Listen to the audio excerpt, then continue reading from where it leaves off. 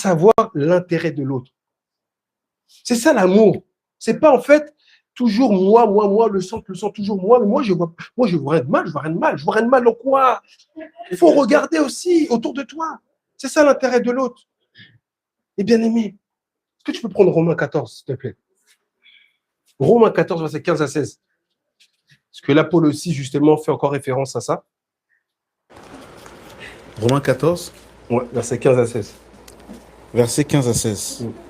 Mais si pour un aliment, ton frère est attristé, tu ne marches plus selon l'amour. Wow. Amen. On écoute, hein. Si pour un aliment, pour un gâteau, pour une part de gâteau, tu es là, tu te vois, tu as mangé comme ça, tu attristes ton frère, tu ne marches pas dans l'amour. C'est terrible quand même.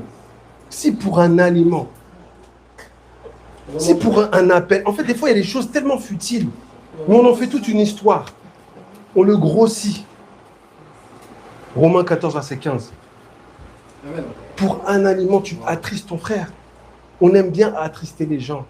Ah, mais écoute, hein, je m'en fiche. Hein. De toute façon, c'est lui. Tu as attristé son cœur. C'est terrible. On est égoïste. Et c'est ça, en fait. Lorsqu'on parle de l'amour du plus grand nombre refroidi, du coup, c'est un amour qui est égoïste. En fait, malheureusement, c'est l'égocentrisme. C'est toujours recentré sur nous-mêmes, mais pas sur les autres. Tu peux dire la suite, bien-aimé?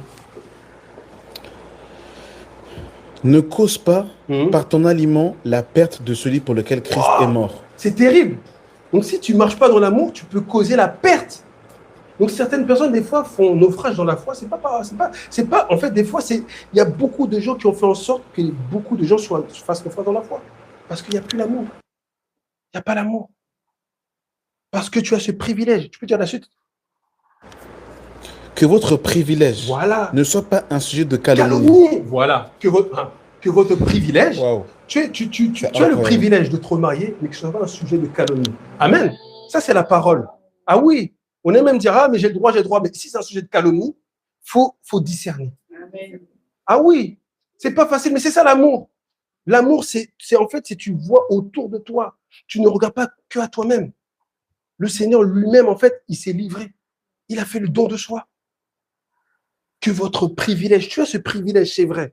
L'apôtre Paul, il avait le droit aussi même de recevoir un salaire.